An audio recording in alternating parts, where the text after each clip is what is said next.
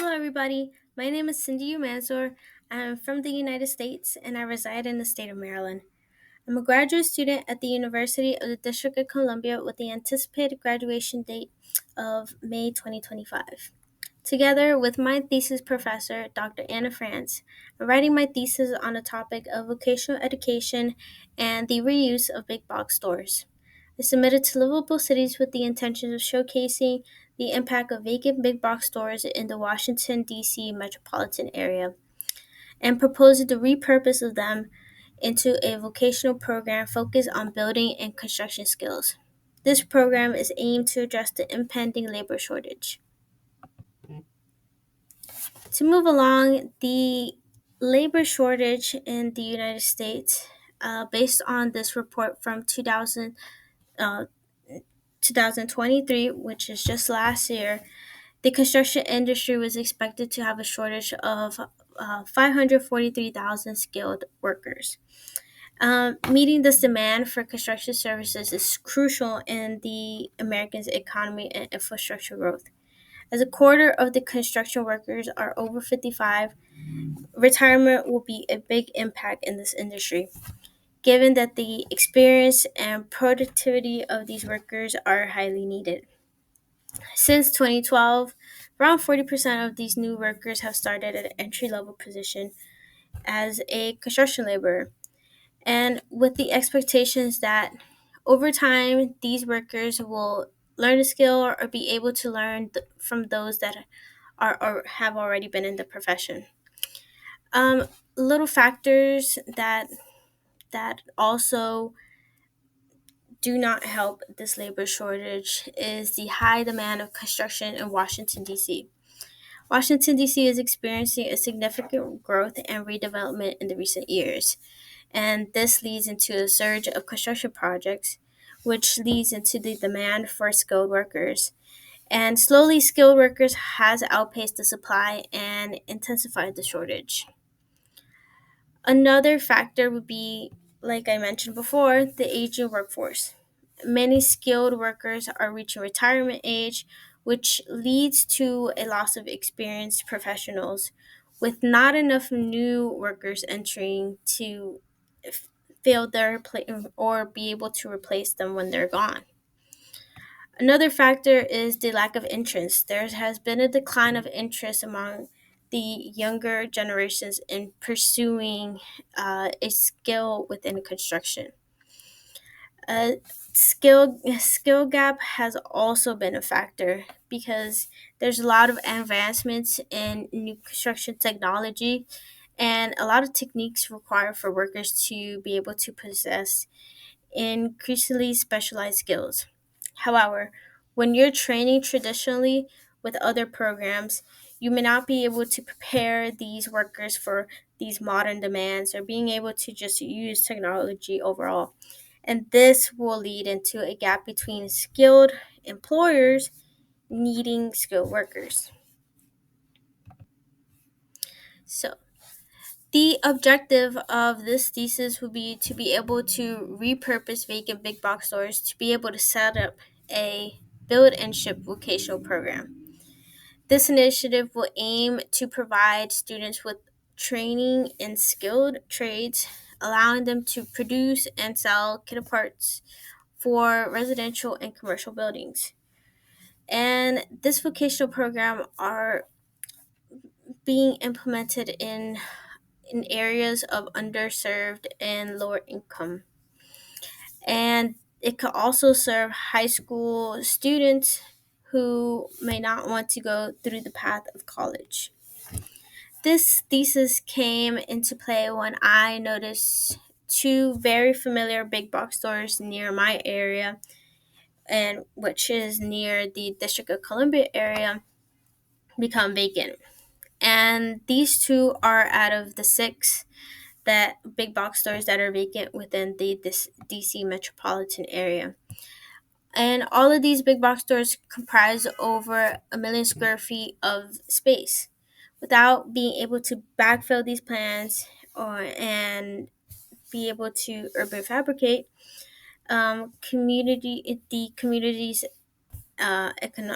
economy viability slowly deteriorates. This is very problematic for those underserved and lower income communities. When I came about thinking what would go well in these big box stores, I started to think maybe this program would be able to go well. And both of these locations are near the DC area.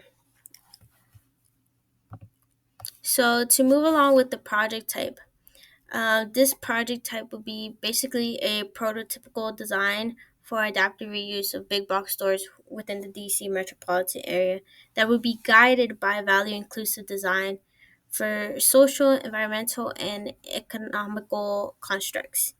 It is planned as a mean of promoting social equity, urban sustainability, and community resilience. So, using the value inclusive design, I want to be able to socially aim for those underserved and low income, but also for all the community overall. And as urban sustainability comes, I would like for this this purpose of reusing the space to be able to be as sustainable when reusing the space, obviously. And when it comes to community resilience, I would like for there to be an outcome out of this program. For example, like I said before, to be able to sell these kit parts. So, meaning that in this program, they would be able to produce these kit parts that would be sold out, and that would economically gain for the community, but also that would be a learning experience for those that are doing it.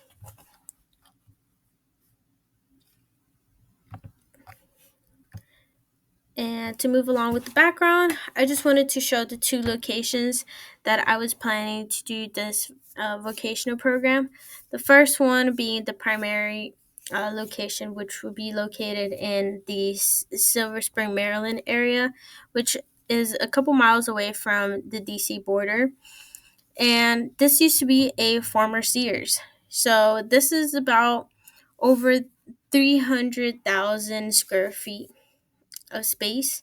It's about two levels and it also includes a outer center that is on the other side.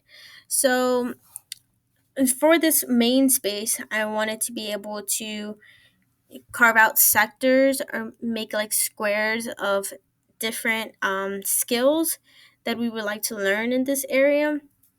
And with that outer center, it would also be helpful to have sort of like a separate area where you would be able to sell these kit parts. For the second location, this used to be a former Kmart. It's over 100,000 square feet and is about just one level. This one is much closer to the DC border, but it's more in a residential area.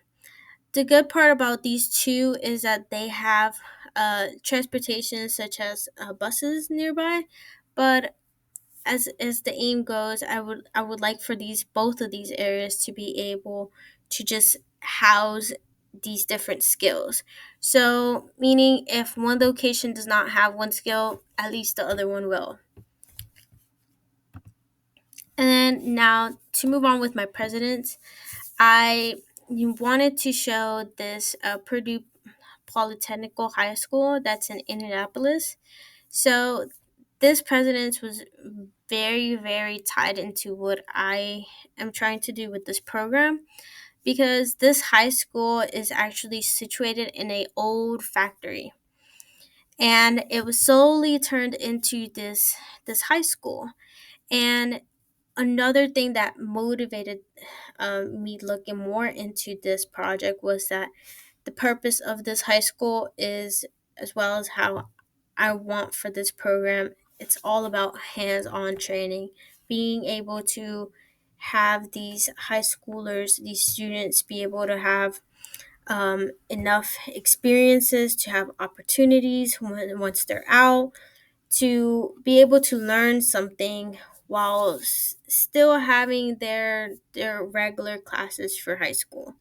So the aim for my build and ship school will be something leaning towards this, where they will be able to still be in high school, but their learning will be based on the real world and the real experiences. So everything would be hands-on training. For my methodology, I would like to conduct a qualitative research, which I would do using surveys to investigate information around the community and in the construction industry. Um, Maybe partnerships will be able to consider funding this development. So that would be some questions that I would like to ask during this interview. And based on that, I would like to build on local capacities and to fill the skill of labor shortage. So I would like to use a 5-point Likert scale interview questions for these three different groups within the industry. For example, for the employees in construction, for the employers in construction, and for guidance counselors at high schools. Uh, Interviews and these interview questions are still being in review with the IRB at UDC. So we're still working on getting that approved. Once that is approved, I will be able to go out and conduct these interviews to be able to get the information I need to know what kind of skills are in shortage, what kind of skills they're looking to see within this program, and what I will be able to house within it.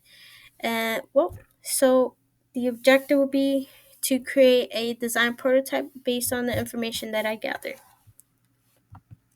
To move along with the impact, based on the findings, of course, I would like to make this prototypical design for adaptive reuse of big box stores in the Washington, D.C. area, all striving for social, environmental, and economic constructs.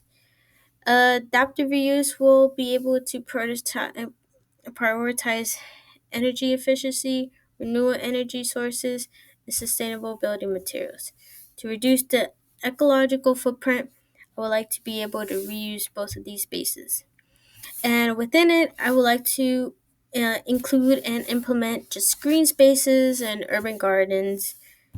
And it will also help with job training programs and community workshops just to be able to enhance local skills and employment opportunities. This adaptive reuse project aims to transform a once commercial space into a dynamic, inclusive, and sustainable hub that would serve the diverse needs of the DC metropolitan community. Throughout the design and strategic planning, it will be a sort of a model for future developments so that it could be able to prioritize the people, the planet, and the prosperity. So, thank you very much for going through this project with me. I know it's not finished, but I would like to start this research and just going through how I could be able to just make this prototypical design into these spaces and how it and just to see the outcome of how it could be helpful for these communities. Um, Thank you so much for seeing this video. I appreciate your time.